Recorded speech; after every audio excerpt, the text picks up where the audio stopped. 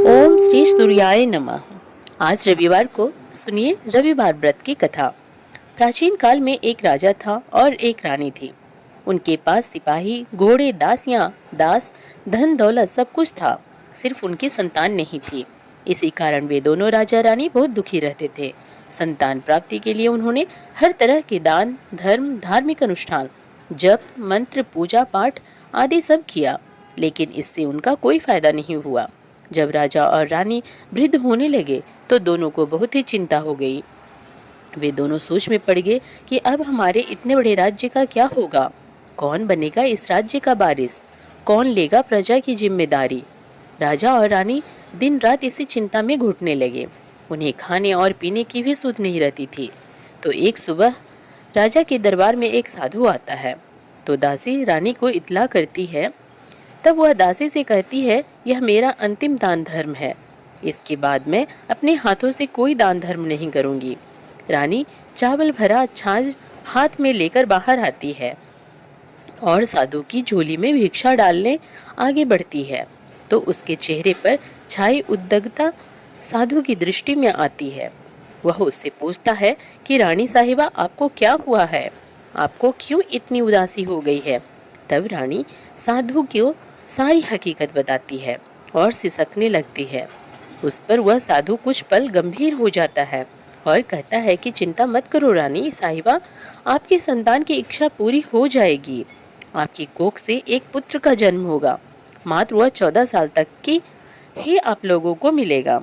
इसके आगे वह जीवित नहीं रह पाएगा। इससे बढ़कर आपको कुछ देना मेरे लिए संभव नहीं है। अपनी बात पूरी करते उसने अपनी झोली में हाथ डाला। झोली में हाथ डालकर थोड़ी सी भूत निकालकर उसने रानी को दे दी और कहा, आप और महाराज दोनों इसे बांटकर ग्रहण करना। तुम्हें जल्द ही पुत्र की प्राप्ति होगी। और वह साधु अपनी राह को चला गया। उसके जाने के बाद रानी सोचने लगी कि 14 साल तो 14 साल ही सही, उतने समय के लिए हमें पुत्र तो मिलेगा, यह काफी है। उतने साल तक मैं उसे जी जान से बड़ा करूंगी, उसे ढेर सारा प्यार और दुलार करूंगी, अपनी संतान की मुराद पूरी करूंगी। उस रात अपना सारा राजगाज खत्म करके राजा जब रानी के महल में गए तो रानी ने राजा को सारी बात बता दी और साधु की दी हुई भूत राजा को दिखाकर बोली कि साधु महाराज ने यह भूत हम दोनों को ग्रहण करने के लिए दी है। राजा बोले, इतना दान और धर्म किया, जप और तप किया, उसका कोई फल नहीं मिला। अब इस भूत से हमें क्या स्थान संतान प्राप्ति होगी? उस पर रानी बोली, जब इतना सब कुछ कर लिया तो अब यह भी सही, क्यों हम उस साधु को क्रोध को बुलावा दें। राजा को अब किसी बात पर विश्वास नहीं था, पर रानी को दुख न पहुंचे इसलिए वह राजी हो गया और राजा रानी दोनों नहाते होते हैं, फिर अपने भगवान का नाम का स्मरण करते हैं, अपने पुरखों का स्मरण करते हैं और उस साधु महाराज का नाम स्मरण करके वह भूत बांट कर दोनों खाते हैं। उसके बाद दोनों निश्चित होकर सो जाते हैं। तो कुछ दिन गुजर जाते हैं और साधु द्वारा कहे अनुसार रानी गर्भवती हो जाती है। उस पर राजा और रानी दोनों की खुशी गगन में नहीं समाती। राजा रानी से बोलती है, महारानी, सचमुच साधु महाराज की कृपा हो गई। तो 9 महीने बाद रानी ने एक सुंदर पुत्र को जन्म दिया। राजा ने बड़ी धूमधाम से पुत्र का नामकरण किया। सारे राज्य में 8 दिन तक अंश तर्पण रखा, उत्सव मनाया गया। अब पुत्र की कुंडली देखने के लिए राज्य के सबसे बड़े विद्वान पंडित जी को बुलाया गया। जो कुंडली देखकर पंडित जी बड़े चिंतित हो गए। कहने लगे, महाराज, हमारा राजपुत्र सिर्फ 14 साल तक हमारे पास रहेगा। राजा को इस बात की भनक तो थी ही, रानी को भी साधु महाराज की बात याद थी। दोनों चुप रह जाते हैं। उसके बाद राजा और रानी बड़े प्यार से बेटे की परवरिश करते हैं, उसकी हर ख्वाहिश पूरी करते हैं और थोड़े समय के लिए ही सही भगवान ने संतान की अपनी मुराद पूरी कर ली। इससे वे सब समाधान मानते हैं। राजपुत्र दिन प्रतिदिन बड़ा होता है। जब वह 7 साल का हो जाता है तो राजा एक अच्छे गुरु की नियुक्ति करके उसे पढ़ाई लिखाई, घुड़सवारी आदि 12 विद्याओं का शिक्षण देते हैं। जब वह सब शास्त्र विद्या में पारंगत हो जाता है और 12 साल की उम्र का हो जाता है, तब एक अच्छी सी राजकन्या खोजकर उसकी शादी करा देते हैं। तो 2 साल बीत जाते हैं बेटा 14 साल का हो जाता है। एक दिन राजपुत्र राजा से बोलता है, पिताजी, मैं अपना सारा राज्य घूम कर देखना चाहता हूँ। आज तक मैंने सिर्फ इस राजबाड़े के अतिरिक्त कुछ नहीं देखा है। बेटे की बात सुनकर राजा चिंतित हो जाते हैं, क्योंकि पुत्र को 14वां साल शुरू हुआ ही था। अब कोई अनहोनी होने का वक्त नजदीक आ पहुंचा था, लेकिन राजा यह सब बातें पुत्र को बता नहीं सकता था। राजा अपने चेहरे पर खुशी लाकर बेटे से कहता है कि हाँ हाँ जरूर जाओ बेटा, तुम्हें अपना सारा राज्य घूम कर देखना चाहिए। कहाँ क्या है यह सब जानना चाहिए। कल मेरे बाद तुम ही को तो सारा राज बनाना है। मात्र एक बात का ध्यान रखें, तुम जहाँ जा रहे हो, क्या कर रहे हो, यह बात अपनी पत्नी को नहीं बताना। पुत्र कहता है, ठीक है पिताजी, आपने जो कहा है मैं वैसा ही करूँगा। राजपुत्र दिन भर अपनी पत्नी के साथ रहता है, खुशियाँ मनाता है और रात को 12 बजे वह उठकर बाहर चला जाता है। फिर सुबह होने से पहले वापस अपने महल में आकर सो जाता है। ऐसा बहुत दिनों तक चलता रहा और पुत्र का 14वां साल खत्म होने में कुछ ही दिन बाकी रहे थे। इतने में उसकी पत्नी यानी छोटी रानी रात में जाग जाती है। वह देखती है कि बिस्तर पर राजपुत्र नहीं है। वह महल में सब जगह देखती है, तो राजपुत्र कहीं भी नजर नहीं आते। तो वह क्या करती, किससे कहती? वह चुपचाप रहती है। फिर वह सुबह होने पर देखती है कि उसका पति अपनी जगह सोया हुआ है। वह पति से कुछ नहीं पूछती है, लेकिन दूसरी रात भी जब वैसा ही होता है, तीसरी और चौथी रात और कुछ दिनों तक ऐसा ही चलता रहता है, तब रानी बहुत ही चिंतित हो जाती है। उसके मन में ढेर सारे सवाल उठते हैं, लेकिन उसे पूछने में डर लगता है। शायद पति गुस्सा कर बैठे। सास ससुर से पूछने के बारे में सोचा तो उसकी कुल मर्यादा बीच में आ जाती है। तो इस तरह वह मन ही मन घुटती रहती है। इस हालात में उसे खाने पीने में दिलचस्पी नहीं होती थी। वह दुबली पतली हो जाती है। तो उस राज्य में फूल बेचने वाली एक बूढ़ी मालिन थी। वह हमेशा छोटी रानी को फूल देने उसके महल में आती थी। उस बुढ़िया का ध्यान छोटी रानी पर पड़ जाता है। वह उससे पूछती है, बेटी, तुम्हें किस बात का दुख है? तुम इस तरह सूख कर कांटा क्यों बनी हो? उस पर रानी कहती है, क्या बताऊं तुम्हें अम्मा, तुम्हारा राजपुत्र हर रात्रि को बाहर चला जाता है और सुबह वापस लौट कर आ जाता है। वह कहाँ जाता है, क्या करता है, यह सोच कर अन्न जल ग्रहण नहीं कर पाती हूँ और सूख सूख कर इस तरह कांटा बन रही हूँ। बुढ़िया सब बात सुनकर उसे एक उपाय बताती है कि बेटा ऐसा करना, आज रात को तुम सोना मत, उसके पीछे जाकर देखना कि वह कहाँ जाता है, क्या करता है, और उसकी अच्छी तरह से पहरेदारी करना। तो छोटी रानी बोली कि अगर मुझे नींद आ गई तो? बुढ़िया बोली, तुझे नींद ना आए इसके लिए एक काम करना, अपने बाएं हाथ की उंगली में एक जख्म कर देना, उस पर थोड़ी सी मिर्ची छिड़कना, उससे तुम्हें बड़ी जलन होगी और उस पीड़ा से तुम्हें रात भर नींद नहीं आएगी। रानी बुढ़िया के कहे अनुसार वही करती है। उंगली की जलन से उसे बड़ी देर तक नींद नहीं आती, लेकिन बाद में वह सो जाती है। दूसरे दिन सुबह बुढ़िया फूल लेकर उसके महल में पहुंचती है और पूछती है, क्या हुआ बेटी, क्या तुम देख पाए कि पति कहाँ जाता है? रानी कहती है, नहीं अम्मा, पहले कुछ समय जलन के कारण मुझे नींद नहीं आई, पर कुछ देर के पश्चात मैं सो गई। बुढ़िया कहती है, कोई बात नहीं है, आज तुम उंगली पर पहले से थोड़ा बड़ा जख्म करना और ज्यादा मिर्च लगाना। तो रानी ने वैसा ही किया, परंतु वह सिर्फ पति को बाहर निकलते हुए देख पाती है, उसके पीछे नहीं जा सकती, क्योंकि उसे फिर से नींद आ जाती है। दूसरे दिन सुबह बुढ़िया आती है तो उसके पूछने से पहले ही रानी रो कर कहती है, अम्मा, मैं आज से उसकी पहरेदारी ठीक तरह से नहीं कर पाई। बुढ़िया कहती है, रोना नहीं बेटी, सब कुछ ठीक हो जाएगा। तुम आज रात जख्म और बड़ा करना और उस पर ज्यादा मिर्च लगाना, और एक काम करना कि जब वह जाने के लिए निकलता है तब उसका रास्ता रोकना। बुढ़िया ने जैसा बताया रानी ने वैसा ही किया। आज रात उसे नींद नहीं आती है। पति जब रात को महल से निकलने के लिए चलने लगता है तो वह बुढ़िया ने जैसा बताया वैसा ही करती है। दौड़कर जाकर पति का रास्ता रोकती है और कहती है, कहाँ जा रहे हो, किससे मिलने जा रहे हो, मुझे बताओ। राजपुत्र उसे समझाने की बहुत कोशिश करता है, देखो अगर मैंने तुम्हें यह बता दिया तो मैं तुम्हें दोबारा नहीं मिल पाऊंगा। रानी कहती है, कोई बात नहीं, ना मिल पाओ, लेकिन आप रात के समय कहाँ जाते हो, यह मुझे बता दो। राजपुत्र निरुपाय हो जाता है। पत्नी की जिद के आगे उसकी एक नहीं चल पाती। ठीक उसी समय उसका 14वां साल खत्म हो रहा होता है। 15वां साल लगने वाला होता है। जो होता है वह हो जाने दो, यह सोचता है और कुछ चावल मंत्रों से सिद्ध करके पत्नी को देकर कहता है कि इन चावल के दानों को हाथ की मुट्ठी में पकड़ना। पहले दाएं हाथ में पकड़े चावल मेरे ऊपर फेंकना। मैं कौन हूँ तुम्हें पता चल जाएगा। बाद में बाएं हाथ में पकड़े चावल मेरे ऊपर फेंकना। मैं जैसा था तुम्हें मिल जाऊंगा। लेकिन यदि तुम बाएं हाथ के चावल मेरे ऊपर फेंकना भूल गई तो मैं तुम्हें कभी नहीं मिल पाऊंगा। रानी ने कहा, नहीं भूलूंगी। रानी बड़े आत्मविश्वास के साथ यह कहकर दाएं हाथ में पकड़े चावल पति के ऊपर फेंक देती है तो राजपुत्र एकदम एक विशाल घोड़ा बन जाता है।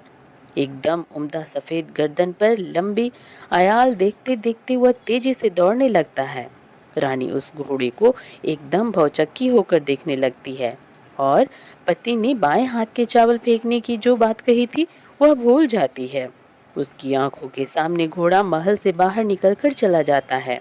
घोड़ा जो महल से बाहर जाता है तो वापस नहीं आता। अब रानी को बड़ा पश्चाताप हुआ। वह स्वयं को कोसने लगती है, लेकिन अब उसका कोई फायदा नहीं होने वाला था। राजपुत्र अब वापस नहीं आने वाला था। सुबह होते ही महाराजा को सब बात पता चली। उन्हें बहुत दुख हुआ।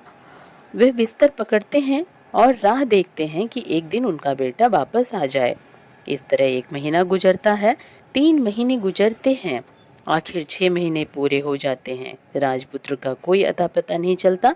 प्रधान राजपुत्र को ढूंढने के लिए राज्य के गांव-गांव सिपाही भेजता है, लेकिन उन्हें कोई सफलता नहीं मिलती। इधर रानी अपनी हट के कारण पति गायब हो गया है, यह सोचकर स्वयं को मन ही मन कोसती है और प्रण लेती है कि कुछ भी करके पति को ढूंढ कर लाएगी और उसे वापस घर लेकर आएगी। एक दिन सुबह उठकर ससुर के महल में जाती है और कहती है कि मैं अपने पति की खोज में जा रही हूँ। महाराजा को और क्या चाहिए था, कुछ भी करके उनका बेटा उन्हें वापस मिलना चाहिए था। वे बहू को जाने की अनुमति देकर कहने लगे, बेटी तुम्हें जो चाहे वह करो, जहाँ जाना है वहाँ जाओ, लेकिन हमारे बेटे को वापस लेकर आओ। अब रानी अपना शाही वेश बदलकर एक सेठानी बन जाती है। कुछ दासियों को, कुछ नौकरों को साथ लेकर जाती है, कुछ सामान साथ ले जाती है और राज्य की सीमा पर जाकर वहाँ एक भोजनालय खोल देती है। वहाँ आने वाले सब यात्रियों को खाना मुफ्त में देने लगती है। मात्र एक शर्त रखी कि खाने वाले को उसकी देखी हुई कोई अजीब चीज उसकी मालकिन को यानी राजकन्या को बतानी पड़ेगी। तो वहाँ आने वाला हर नागरिक अपनी तरफ से मैंने वह देखा कहकर वहाँ से मुफ्त खाना खाकर जाता था। परंतु रानी को जो बात चाहिए थी अब तक नहीं मिली थी।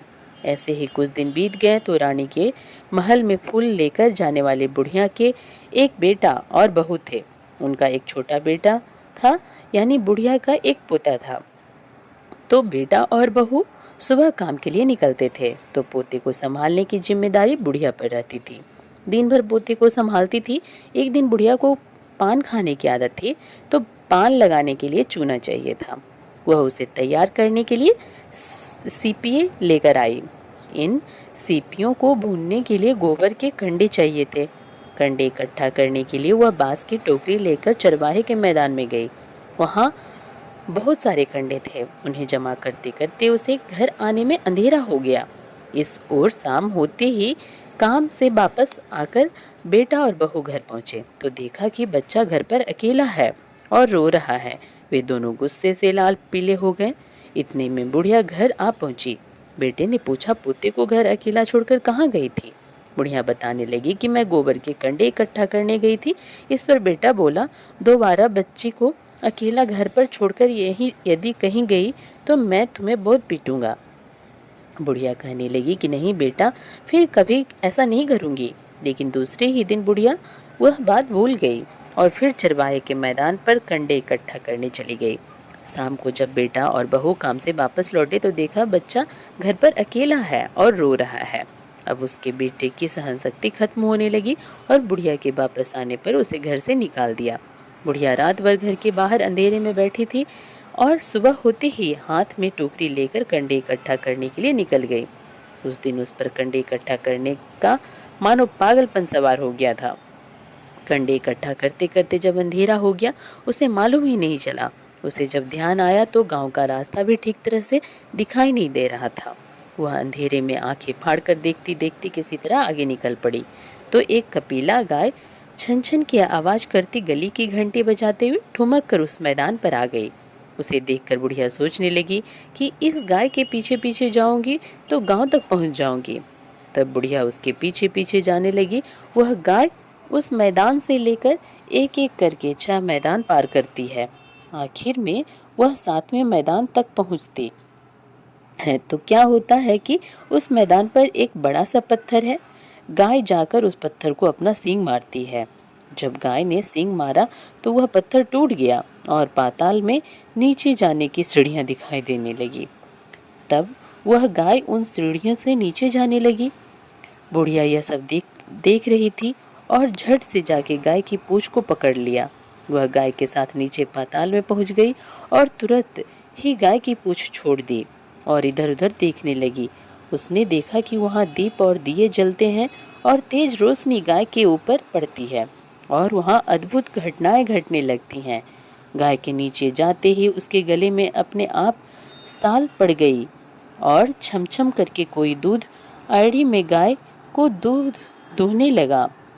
लेकिन जो कोई वह कर रहा है वह मात्र दिखाई नहीं दे रहा है। बुढ़िया बहुत घबरा गई, वहां आकर फंस गई। यह सोचने लगी और यहाँ वहां छिपने के लिए जगह ढूंढने लगी, लेकिन उसे कहीं भी जगह नहीं मिली। हर जगह उजाला ही उजाला था। तो वह एक कोने में खड़ी हो गई और जो कुछ सामने हो रहा था उसे चुपचाप देखने लगी। उसने देखा कि वहां एक उम्दा सफेद घोड़ा और 2 कुंड थे। उसमें से एक कुंड उस घोड़े ने छलांग लगाई और ऊपर आ गया और उस घोड़े को अब राजपुत्र का रूप प्राप्त हो गया।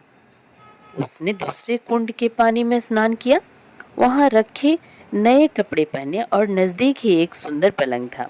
उस पर आकर वह बैठ गया। उसके सामने अपने आप 5 पकवानों की थाली आ गई, दूध की एक प्याली भी आ गई, 5 सुपारी आ गई। उसके सामने एक दिया जलता रहा और राजपुत्र ने खाना खाया, पानी पिया, 5 सुपारी खाई और बिस्तर पर लेट जाने से पहले सूर्य देव का स्मरण करके सामने जलते हुए दिए से पूछा, हे दीपंकर, मेरे माता पिता क्या कर रहे हैं? दिया बताने लगा, बेटे के शोक में डूबे हैं। राज कौन संभाल रहा है? तो उसने बोला कि राज्य प्रधान संभालते हैं। उसने पूछा कि मेरी पत्नी क्या करती है? तो दिए ने बोला कि उसने चौराहे पर भोजनालय शुरू किया है और आते जाते लोगों से वह नई खबर के बारे में पूछती रहती है। दिए के यूं कहते ही राजपुत्र कहने लगा कि ठीक है। उसके बाद वह सो गया। बुढ़िया कोने में खड़ी हुई सब कुछ देख रही थी। ऐसी अद्भुत घटना उसने जिंदगी में पहली बार देखी थी। उसे अंदर ही अंदर चुलबुलाहट होने लगी। वह अपनी भूख प्यास भूल गई और आगे क्या होता है कि उसकी उत्सुकता में देखने लगती है। लेकिन उसके बाद कुछ घटनाएं नहीं घटती। रात गुजर गई और सुबह हो गई। पलंग पर सोया हुआ राजपुत्र उठा और फिर से पहले वाले कुंड में छलांग लगाई। तो अब वह फिर से घोड़ा बनकर कुंड से बाहर आ गया। वह तेजी से उच्च पाताल नगरी से बाहर निकल गया, लेकिन वह कहाँ गया बुढ़िया को कुछ पता नहीं चला। उसके बाद पिछली रात की तरह कोई उस गाय को छम छम करके दूध दोहने लगा। जैसे ही दूध दोहना खत्म हुआ, उसके गले की साल अपने आप खुल गई और वह गाय तेजी से ऊपर जाने लगी, सीढ़ियों की ओर भागने लगी। गाय को दौड़ता देखकर बुढ़िया सोचने लगी, अब गाय के साथ यहाँ से ऊपर जाना ही समझदारी होगी, नहीं तो कोई मुसीबत आकर उसके ऊपर टिपक जाएगी। झट से उसने गाय की पूंछ पकड़ ली और गाय के साथ ऊपर आ गई। गाय जब मैदान में पहुंची तो उस सुरंग का रास्ता अपने आप बंद हो गया और उसके मुंह पर एक बड़ा सा पत्थर पहले की तरह खड़ा हो गया। ऊपर आकर वह गाय जंगल की ओर निकल गई। इधर बुढ़िया एकदम बावली सी हो गई। उसने पाताल नगरी में जो कुछ देखा था वह जल्द से जल्द किसी को बताने के लिए उतावली हो गई। उसे एकदम याद आया कि नगर की सीमा पार कोई औरत भोजनालय चलाती है। और नई बात बताने वालों को अच्छा खाना पीना मुफ्त में देती है। वह सोचने लगी कि क्यों ना मैं यह बात उस औरत को जाकर बताऊं। यदि उसे यह बात पसंद आ गई तो बाकी जीवन खाने पीने की झंझट से मुक्ति मिल जाएगी। बुढ़िया ने मन में तय किया और तुरंत उस भोजनालय के द्वार पर टंगी नगाड़े के सामने खड़ी हो गई और जोर जोर से नगाड़ा बजाना शुरू कर दिया। नगाड़े का इस तरह सुर सुनकर मालकिन यानी छोटी रानी मन में प्रसन्न हो जाती है और शायद कोई बड़ी बात लेकर यहाँ आया है। रानी सिपाहियों को आदेश देती है कि जाइए, जो कोई आया है उसकी अच्छी तरह खातिरदारी कीजिए। आदेश पाते ही सिपाही नीचे दौड़ गए तो एक बुढ़िया नगाड़ा बजा रही थी। उन्होंने पूछा, क्यों नहीं बुढ़िया, क्या हुआ, क्यों नगाड़ा बजा रही हो? बुढ़िया बोली, कुछ नहीं बेटा, यहाँ खाना मिलता है ना, इसलिए आई हूँ। खाना चाहिए, मिलेगा, लेकिन तुझे कोई नई बात बतानी पड़ेगी। हाँ बताऊंगी, एक बात मालूम है मुझे। इस प्रकार सिपाही को अंदर लेकर गए। उसे उन्होंने मालकिन का आदेश था कि जो कोई बूढ़ा बुजुर्ग वहाँ आए उनके साथ अच्छी तरह पेश आना, उनका अच्छे से आदर सत्कार करना। तो सिपाही ने उस बुढ़िया का भरपूर आदर सत्कार किया। यह उसे बड़ी सिद्ध थाली भरकर व्यंजन परोसते हैं। बुढ़िया कुछ दिनों से भूखी थी, वह खाने पर टूट पड़ी। खाना खाने के बाद सिपाही ने उसे नई साड़ी पहनने को दी। उसके बाद उसे लेकर रानी के पास गए। बुढ़िया और रानी ने तुरंत एक दूसरे को पहचान लिया। तब रानी ने बुढ़िया से कहा कि अम्मा, अब बताओ तुमने क्या नई बात देखी है? नई बात, मैंने कोई नई बात नहीं देखी है। बुढ़िया बोली, वह तो मेरे पास तुम्हें देने के लिए खाने के पैसे नहीं थे, इसलिए मैंने झूठ कहा और नगाड़ा बजाया। रानी ने कहा, अम्मा घबराना नहीं, मैं किसी को तुम्हारा नाम नहीं बताऊंगी। फिर भी बुढ़िया ने कहा कि मेरे पास कोई नई बात नहीं है। इस पर रानी ने उससे कहा, देखो अम्मा, यदि तुमने मुझे वह नई बात बताई तो जिंदगी भर मैं तुम्हारी देखभाल करूंगी और तुम्हें रानी माता की तरह रखूंगी। अब बुढ़िया बताने को तैयार हो गई। उसने जो कुछ उस चाराहा वाले मैदान पर देखा था वह सब कुछ कुंवर रानी को बता देती है। बुढ़िया की वे बातें सुनकर कुंवरनी को यकीन हो गया कि वह राजपुत्र उसी का पति है। वह तुरंत बुढ़िया के कहने लगी कि अब माँ मुझे उस जगह पर ले चलो। तब बुढ़िया बोली, नहीं बेटी, वह पाताल राज्य है, सांप है, यदि किसी ने तुम्हें देख लिया तो तुम्हारी जान खतरे में पड़ सकती है। लेकिन रानी उसकी एक भी नहीं सुनती, उसे उस जगह ले जाने के लिए हट करने लगती है। आखिर में बुढ़िया ने उसका कहना मान लिया और कहने लगी, ठीक है, मैं तुम्हें वहाँ ले जा सकती हूँ, पर आज नहीं, कल वहाँ जाना। तो शाम को ही जाना होगा। तो दूसरे दिन दोपहर को रानी बुढ़िया के साथ उस मैदान पर गई और एक जगह छुपकर गाय के आने की राह देखने लगी। दिन ढलते ही अंधेरा गिरने लगा और गाय हमेशा की तरह वहां आ गई। मैदान के उस कोने में जाकर उस पत्थर पर सींग मारा तो छत से पत्थर हटकर वहां सुरंग जाने का रास्ता खुल गया। गाय उस रास्ते से नीचे उतरने लगी तो बुढ़िया रानी से कहने लगी, जल्दी आगे बढ़ो, हम गाय की पूंछ पकड़कर नीचे उतरेंगे। तो दोनों गाय की पूंछ पकड़कर नीचे उतर गई। बुढ़िया पहले जिस कोने में छिपी थी उस कोने में छिप गई। अब नीचे सब कुछ पहले जैसा घटित हो रहा था। गाय के गले में अपनी आप साल पड़ जाती है, कोई अदृश्य रूप से उसका दूध दूहने लगता है। एक सफेद उम्दे घोड़े ने आकर एक कुंड में छलांग लगाई तो राजपुत्र के रूप में ऊपर आ गया। वह राजपुत्र दूसरे कुंड में नहाने लगा। बाद में उसके सामने खाने की थाली आ गई, दूध की प्याली आ गई, पान का बीड़ा आ गया। राजपुत्र सब ग्रहण करके सोने के लिए पलंग पर चला गया। तो सोने से पहले सूर्यदेव का स्मरण करके वह दिए से पूछने लगा, दीपंकर, मेरे माता पिता क्या कर रहे हैं? तो दिया सब कुछ जवाब नहीं देता, बल्कि वह बुझने लगता है। तब राजपुत्र को कुछ घटित हुआ है इसका संदेह हो गया। वह उदास हो गया और जो कुछ हुआ है वह हो जाने के दो, ऐसा सोचकर फिर से बिस्तर पर लेट गया। अब रानी का संयम छूट गया। वह दौड़कर पति के पास गई और उसके पैर पकड़ने के लिए आगे बढ़ने लगी। राजपुत्र तुरंत ही पत्नी को पहचान गया। वह छत से पीछे हट गया और चिल्लाने लगा, नहीं नहीं, मुझे मत छूना, सर्वनाश हो जाएगा। रानी दोनों हाथ जोड़कर पति से अपनी भूल स्वीकार करने लगी। स्वामी, मुझसे भूल हो गई, मुझे आपसे नहीं पूछना चाहिए था कि आप रात को कहाँ जाते हैं। मैं अपनी भूल स्वीकार करती हूँ, मुझे मेरी भूल की सजा मिल गई है। अब आप घर चलो, आपके वियोग में आपके माता पिता ने बिस्तर पकड़ लिया है, आपकी प्रजा भी बहुत दुखी है। उस पर राजपुत्र कहने लगा, वही तो एक बार तुम गलती कर बैठी हो, अब दोबारा मत करना, नहीं तो अब मैं तुम्हें जो दिख रहा हूँ वह अभी नहीं दिखूंगा। रानी अब विलाप करने लगी, जोर जोर से जमीन पर सिर पटकने लगी। राजपुत्र के मन में उसके प्रति दया उत्पन्न हो गई। वह उससे कहने लगा, यदि तुम मुझे पाना चाहती हो तो तुम्हें एक काम करना होगा। काम कठिन है, लेकिन वह तुम्हें अकेले ही करना होगा। रानी ने कहा, कहो स्वामी, कितना भी कठिन काम हो मैं वह पूर्ण करूंगी। रानी कहने लगी। इस पर राजपुत्र ने उसे बताया, इस पाताल से ऊपर जाते ही तुम्हें एक घना जंगल नजर आएगा। ऐसे 6 जंगल पार करने के पश्चात तुम्हें एक 7वां जंगल मिलेगा। वह जंगल सबसे घना है। उस जंगल के बीचों बीच एक पीपल का पेड़ है। उसके आसपास की जगह पत्ते, फंदे, जटाएं आदि से ढक चुकी हैं। वह बाघ, शेर, सांप और भालू बैठते हैं। तुम्हें उन सबको भगाकर वह जगह साफ करनी है। उसको गोबर से लिपाई करके पवित्र बनाना है, रंगोली से सजाना है। उसके बाद वहाँ धूप, कपूर, अगरबत्ती जलानी है। फूल और कुमकुम से पेड़ की पूजा करनी है। दूध और दही से बने चावल का भोग चढ़ाना है। यह सब तुम्हें दोपहर को 12 बजे से पहले करना है। 12 बजने के समय तुम्हें उस जगह पर बैठकर सूर्य भगवान का ध्यान करना है। ठीक 12 बजे सूर्य भगवान का रथ वहां उतरेगा। ये वे सब देखकर खुश हो जाएंगे और कहेंगे कि जिस किसी ने भी यह सब किया है उसे मैं मनचाहा फल दूंगा। तो तुम सामने जाकर उसके रथ का दाहिना घोड़ा मांगना, मैं तुम्हें मिल जाऊंगा। इतनी बात कहकर राजपुत्र अपने पलंग पर सो गया और छोटी रानी भोर होने की राह देखने लगी। भोर होते ही वह बुढ़िया के साथ गाय की पूंछ पकड़कर ऊपर आ गई।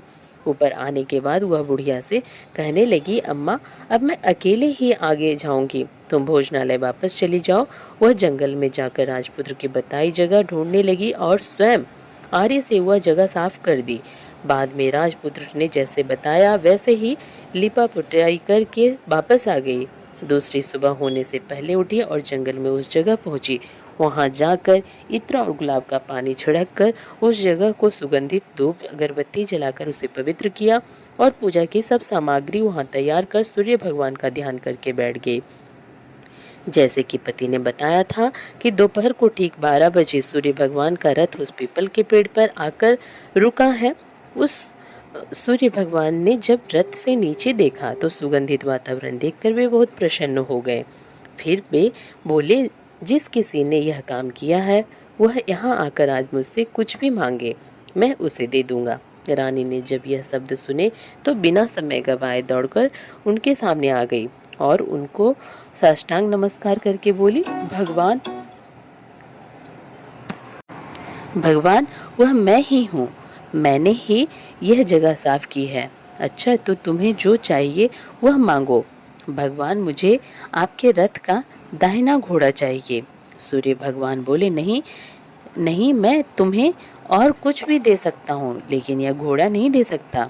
मेरे रथ के 12 घोड़े हैं, तुम चाहो तो कोई और घोड़ा मांग लो, लेकिन यह दाहिना घोड़ा नहीं, वह मैं तुम्हें नहीं दे सकता। छोटी रानी ने एक नहीं सुनी। वह सूर्यदेव से एक ही बात कह रही थी, वही दाहिना घोड़ा दे दीजिए, नहीं तो मैं आपके पैरों में गिरकर अपनी जान दे दूंगी।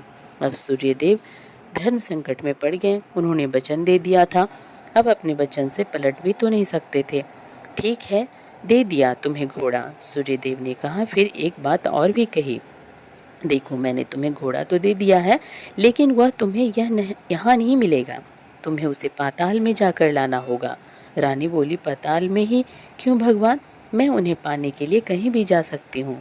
रानी को वचन देकर सूर्यदेव अपने मार्ग को चले गए। इधर रानी जंगल में अपने भोजनालय में आ गई।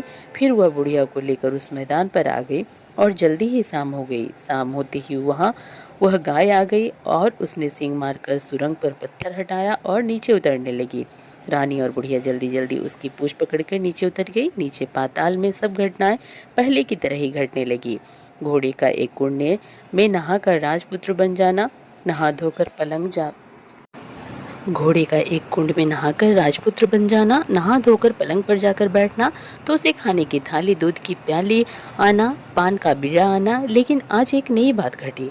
आज 2-2 थाली, 2-2 दूध की प्याली और 2-2 पान के बीड़े उसके सामने आए। वह कुछ नहीं बोला।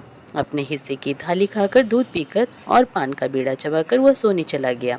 और हमेशा की तरह दिए से पूछने लगा, दिए, दीपंकर मेरे माता पिता क्या करते हैं?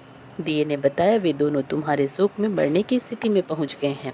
ऐसा झट से उसकी आंखों में आंसू टपकने लगे। फिर वह पूछने लगा कि दिए, दीपंकर मेरा राज्य कौन चला रहा है? तुम्हारा राज्य प्रधान चला रहा है और वह सब कुछ हड़प चुका है। वह प्रजा पर बहुत अत्याचार कर रहा है। यह सुनकर राजपुत्र को बहुत गुस्सा आया। वह गुस्से से अपनी मुट्ठी भेजने लगा। अब वह पूछने लगा, दिए दिए दीपंकर मेरी पत्नी क्या कर रही है? अब दिया कुछ नहीं बोला और चुप रहा। अब रानी का संयम जवाब दे गया। वह दौड़कर पति के गले लग गई। अब मैं तुम्हें मिल गया। राजपुत्र कहने लगा, सच कहते हो? अब आप फिर से घोड़ा तो नहीं बनोगे ना? नहीं, दोबारा घोड़ा नहीं बनूंगा। तुमने जो इतने सारे कष्ट उठाए हैं मुझे पाने के लिए, इसलिए सूर्यदेव ने मुझे सदा के लिए घोड़े के जन्म से मुक्त कर दिया है। राजपुत्र ने बड़े प्यार से कहा और उसे गले लगाया। उसके आंसू पोंछे और कुछ देर के पश्चात सुबह हो गई तो गाय की श्रृंखला टूटकर वह ऊपर भूलोक जाने लगी। रानी, राजपुत्र और बुढ़िया उसकी पूंछ पकड़कर ऊपर आ गए। ऊपर आने पर वे सीधे भोजनालय में पहुंचे। वहां का सब सामान लोगों में बांट दिया और उसको ताला लगाकर अपने राज्य में लौट आए। राजपुत्र वापस आता है और उसके तेवर देखकर प्रधान घबरा जाता है। राजपुत्र ने उसे बंदी बनाकर कैद खाने में डाल दिया और राज्य की बागडोर अपने हाथ में ले ली। उसके बाद वह अपने माता पिता को मिलने उसके महल में गया। तब राजपुत्र क्या देखता है कि उसके माता पिता उसके शोक में अस्थि पंजर बने हुए हैं। पुत्र को वापस आया देखकर मरणासन राजा रानी की आंखों से टप टप आंसू बहने लगे। इन दोनों ने पुत्र को गले लगाया, उसे प्यार से सहलाया और इतना होने के बाद उनकी सेहत से एकदम सुधार आने लगा। वे अब बिस्तर से उठकर बैठ गए हैं, पुत्र को आशीर्वाद देने लगे हैं। राजपुत्र के आने की खबर तुरंत ही राज्य में फैल गई। प्रजा खुशी से फूली नहीं समाई। प्रजाजन राजमहल के सामने इकट्ठा हो गए। राजपुत्र ने भी उन्हें दर्शन दिए और आज से उन्हें कोई दुख नहीं पहुंचाएगा, ऐसा वचन भी दिया। अब राजा अपने पुत्र का राज्य अभिषेक करके उसे सिंहासन पर बिठाता है और बहू को महारानी का दर्जा देता है और स्वयं अपनी पत्नी के साथ ईश्वर स्मरण करते खुशी के दिन बिताता है। महाराजा बना राजपुत्र अच्छी तरह से राज्य चलाने लगा और अपनी पत्नी के साथ सुख शांति से जीवन बिताने लगा। उस बुढ़िया को रानी ने अपने ही पास रख लिया और उसकी अच्छी तरह से देखभाल करने लगी। बुढ़िया और उसके बुढ़ापे के दिन खुशी से गुजरने लगे। तो प्रेम से बोलिए सूर्य नारायण भगवान की जय। आपको आज की कथा पसंद आई हो तो वीडियो को लाइक करें, शेयर करना मत भूलिएगा। कमेंट में भगवान सूर्य नारायण की जय जयकार लिखिएगा और चैनल को सब्सक्राइब अवश्य कीजिएगा। इसी के साथ आज के लिए यहीं तक। प्रेम से बोलिए भगवान श्री सूर्य नारायण की जय।